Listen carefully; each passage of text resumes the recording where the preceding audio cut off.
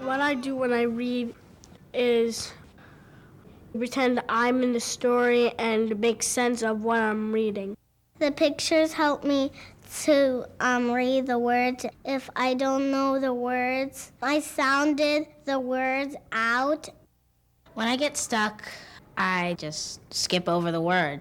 And then after I'm done reading the entire sentence, I try to figure out what it means. Did you guys know about this? Across the nation, schools and community organizations connect people who want to help with children who want to learn. That's good. Volunteers from local communities and programs such as AmeriCorps, Senior Corps, Learn and Serve America, and Federal Work Study contribute their time and talent in a variety of settings. No, spider, not me. Many serve as reading tutors, giving children the extra support they need to become proficient readers. To be effective, reading tutors need guidance, training, and ongoing support. So what's happening in that scene? In this video, Peggy is a reading tutor for 7.5-year-old Emily, who loves books but is not yet a fluent reader. Fluent readers read quickly, accurately, and with proper expression. Emily's lack of fluency hinders her reading comprehension, her ability to understand, respond to, and discuss a text. You're thinking about next door.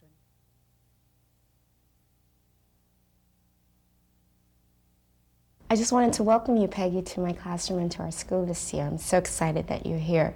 The Reading Volunteer Program is a real asset to what we do here at our school, and we really look upon you and the rest of the volunteers to really help us continue what we're doing in the classroom. We begin with a conversation between Peggy and Emily's teacher, Yolene. This year you're going to be working with Emily. Now, I've already discussed this with Emily, but also her family, and she's excited to be meeting you. Well, I want to tell you I'm really excited about this too. This is my first time of doing this. So Yolene, can you tell me a little bit about Emily? Yolene shares Emily's strengths and weaknesses and coaches Peggy in specific techniques. Peggy learns that Emily has difficulty reading fluently, understanding what she reads, reading independently. She's someone who really enjoys working one-to-one. She'll be very attentive. She loves books. She often likes to read books that she's heard read to her before or seen other people read. And most importantly, she's just a really good talker. She has a great vocabulary. Yolene, it sounds like Emily likes to read and that she actually knows a lot about reading. Can you tell me why you think tutoring would be help and what are some of her difficulties? Well, in spite of all these strengths that she does have, there are challenges that Emily faces. One is that issue of fluency. When you first begin to work with her, you'll notice that when reading aloud in particular, her reading is somewhat choppy and very labored or slow. And that, of course, affects her comprehension. And you don't expect that at first because she is so articulate that she would have such difficulties understanding what's being read. Can you tell me a little bit about what kind of difficulties she has with comprehension? Well, since she takes a lot of time figuring out words that are unfamiliar to her, there's so much emphasis placed on that sometimes she forgets that what she's just read should make sense. Mm-hmm. So, for instance, if you were to ask her what just happened in the story, she may not be very clear on that. Mm-hmm. She sometimes forgets that she has two jobs, which is to figure out words and also make sense of the text. Mm-hmm. At times, independent reading for Emily is quite difficult.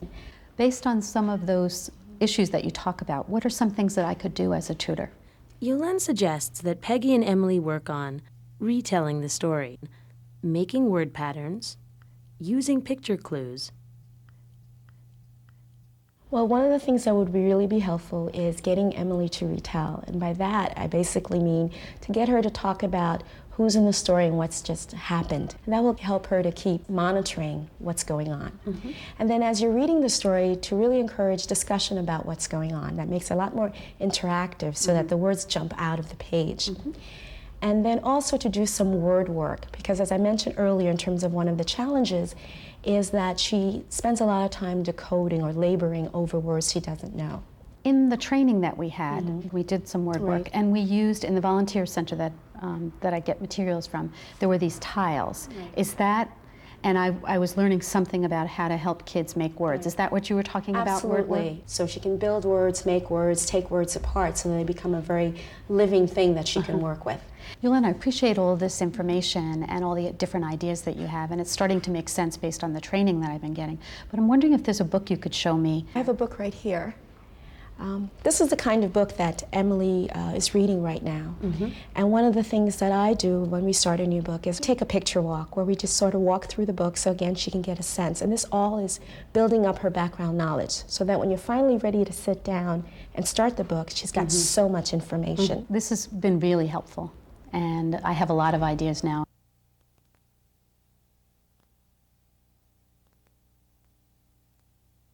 So Emily, good morning. How are you? It's good to see you. Last time we were working together, we were reading the first 2 chapters of this book. Do you remember the name of the book? Pinky Rex and the Mean Old Witch. Good tutors build on what students know and remember and prepare them for what's ahead. Peggy helps Emily get ready to read through retelling the story, discussing the characters, predicting what will happen next.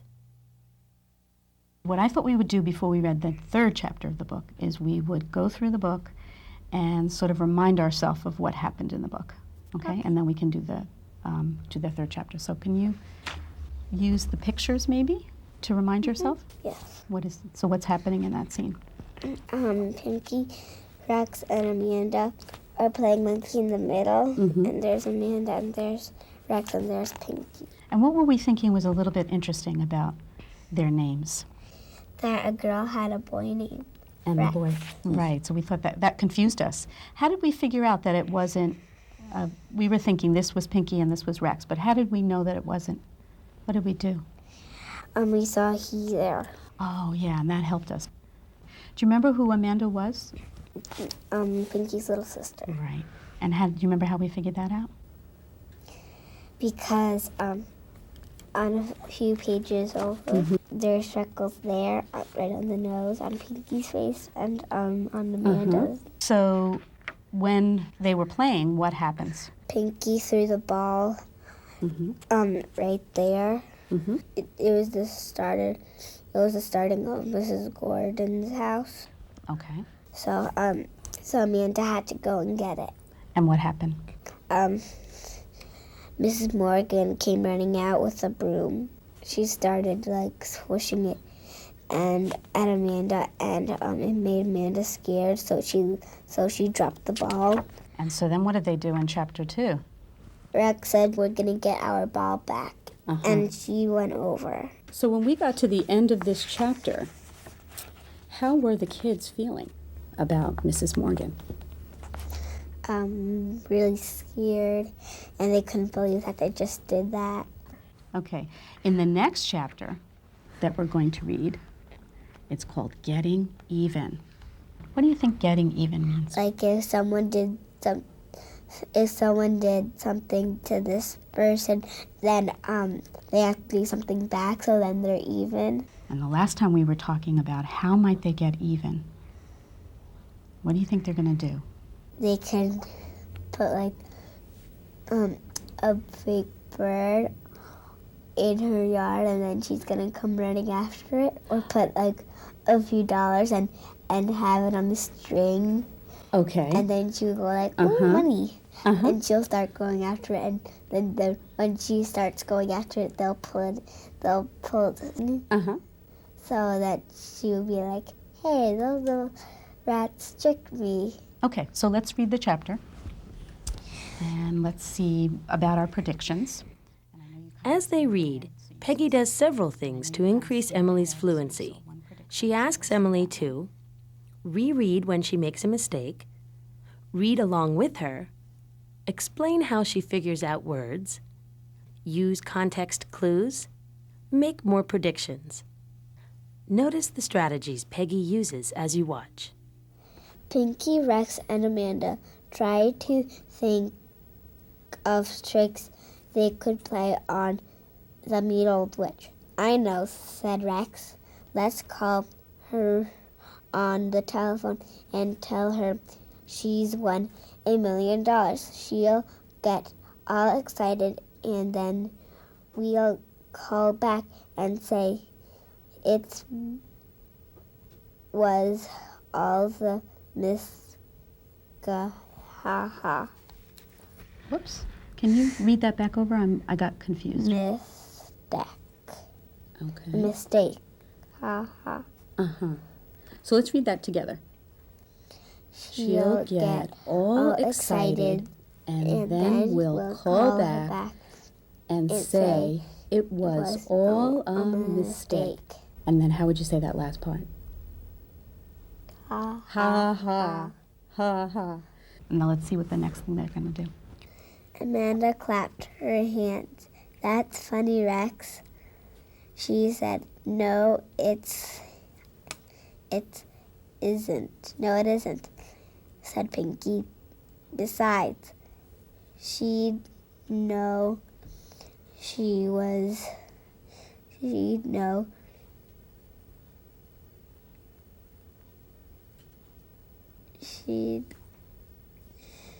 know she was talking to a kid.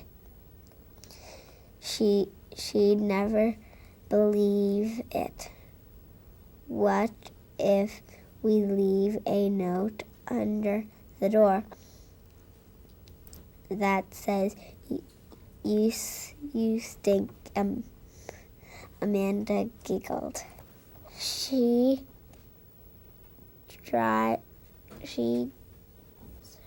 deserves something meaner than that, said Rex. We'll wait if we make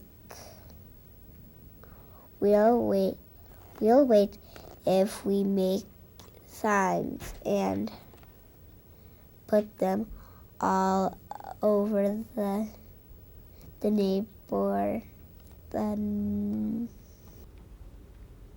So what do you think? next door neighbor. Should we go back to the beginning? Okay. Will that help? Well, what if we make signs and put them all over the neighborhood? Okay, how did you figure it out was neighborhood? I looked at the end and it said hood. You saw the hood? Uh-huh. So it couldn't be next door neighbor. It couldn't be next door neighbor because you saw the other part to it. Okay.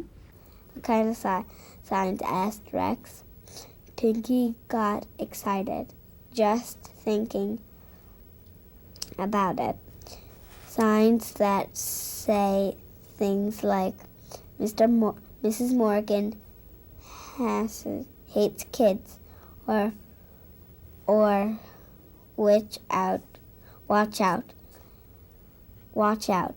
for mean old witch of Elm Street. Amanda jumped up. Or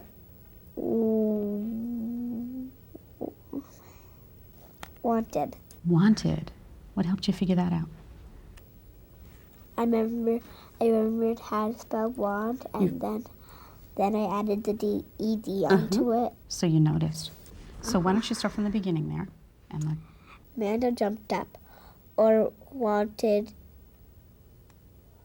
deed. Or wanted. Deed or evil.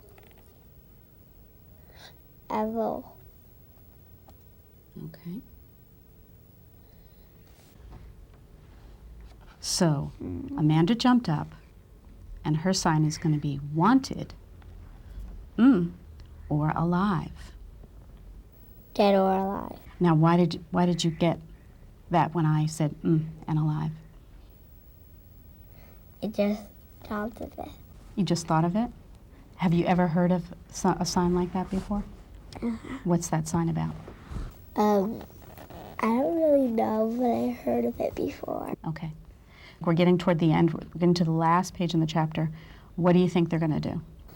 They're going to do signs, and they're going to do telephone and putting a note under her door that says you stink. Okay.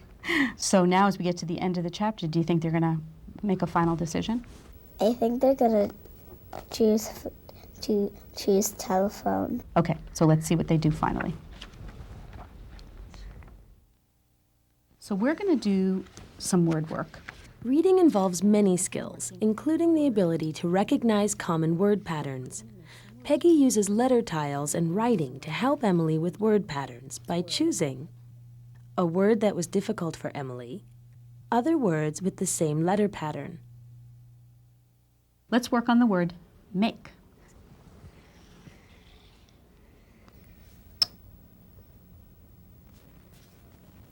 Okay. Now let's work on the word take.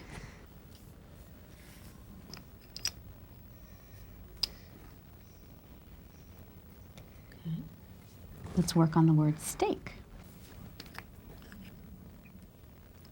Okay. And let's work on the word mistake.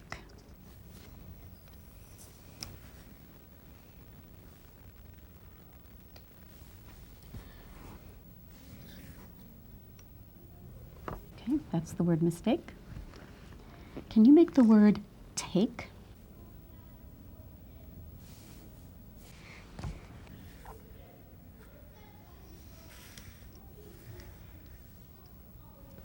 Can you make the word make?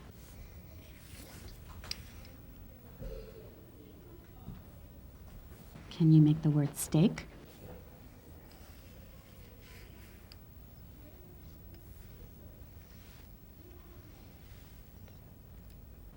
So Emily, when we're making all these words, some of the reason that I'm asking you to do this, I'm asking you to look for patterns in words. Are you noticing any patterns?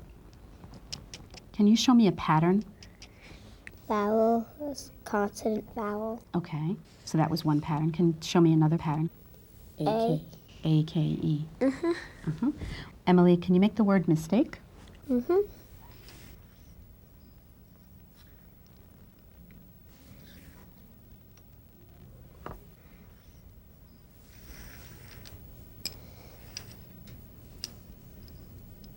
Emily, we're going to be writing to give you some practice with the patterns that we've been working on in the word mistake.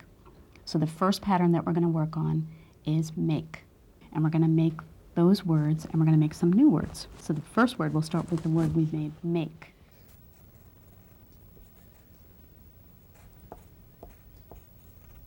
Take.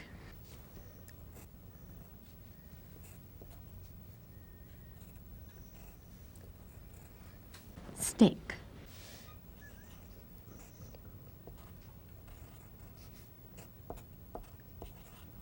Okay. Bake.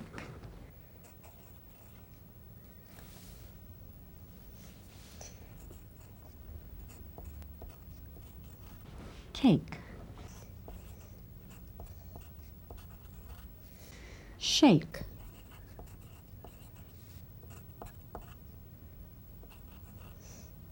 Can you think of any other word that would follow that pattern? Lake. Lake.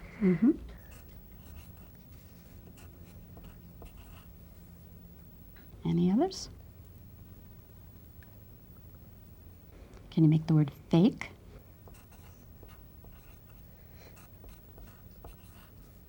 Okay. You did some very good work. Can you tell me, Emily, how you feel about reading?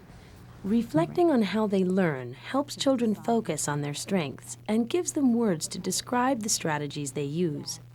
At the end of the session, Peggy and Emily assess their work together by discussing how Emily sees herself as a reader, reviewing the reading strategies Emily uses, planning for future sessions. What's your feelings about reading?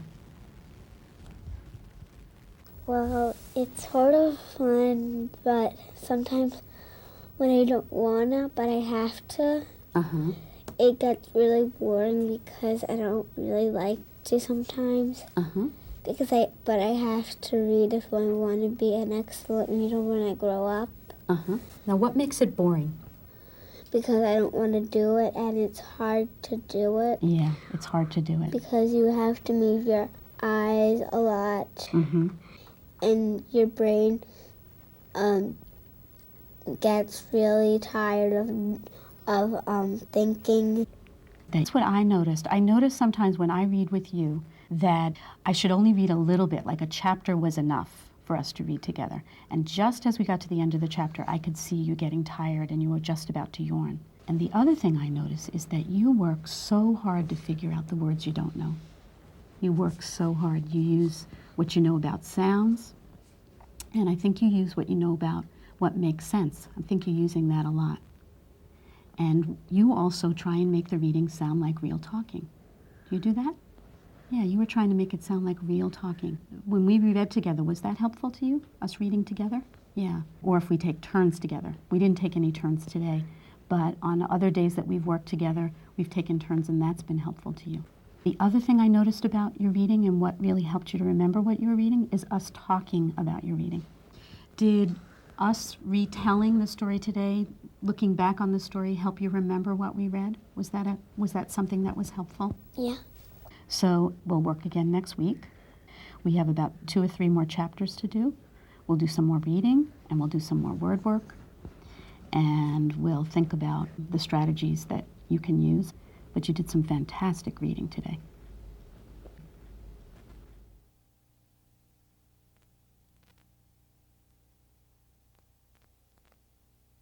Yolanda, it's really good to have this opportunity to talk to you. I know our schedules have been so busy. Yeah, because I have so many meetings after school. How's it going? For continued coaching and skill building as a tutor, Peggy meets regularly with Yolene. They discuss observations and information about Emily's progress, Peggy's work as a tutor, Yolene's feedback on Peggy's work. Well, I've been doing many of the things that you suggested when we met earlier in the year. I've been working with Emily on retelling.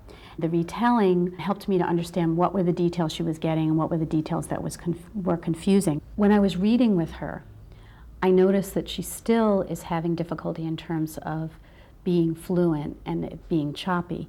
She seems to still be using what she knows about sounding out. Some words I noticed, she kind of read it, stopped, and she corrected herself. So I called it to her attention that, yes, I did know she understood something about sounds, but that I thought she was also using the context. The next thing I did in the session was making words, and you had mentioned something like this to me before, earlier in the year, but I didn't really understand what that meant until I went to the volunteer training, and they showed me to pick a word from the book that you think the student might make a mistake on, and I picked the word mistake. In what you're describing, you've really gotten to know Emily as a reader and as a learner. And many of the things that you talked about are things that we're doing in the classroom as well. So how's it been going for you as a tutor working with Emily? Well, I really enjoy my work with Emily. In the beginning, I wasn't sure what I was really going to be able to do, and I wasn't sure that I was going to be important and really be able to do anything. It's been really helpful for me to fill out these record-keeping forms, and what's even been more helpful is when I gave them to you and that you made some comments on them. Having the regular time with her and the training sessions, I really feel a part of the school, and that's really a good part for me as a tutor. I think what's hard for me at times is that I sometimes jump into the reading, and I know that what I need to do is to wait a little bit longer. What we really want to get Emily to do is become much more proactive about her reading. I really want to add before we end our meeting is how much this has meant to Emily. She looks forward to meeting you each week. She talks about the books that you've read together. It's really helped build her confidence as a reader this year. Yulin, I have to say that one of the things that I've learned as a tutor is how hard the job of a teacher is and how much effort and time that you have to put in. And I really appreciate the help that you've given me, and I really respect the kind of work that you've been doing. Well, thank you very much, and I hope to see you next year. Thank you.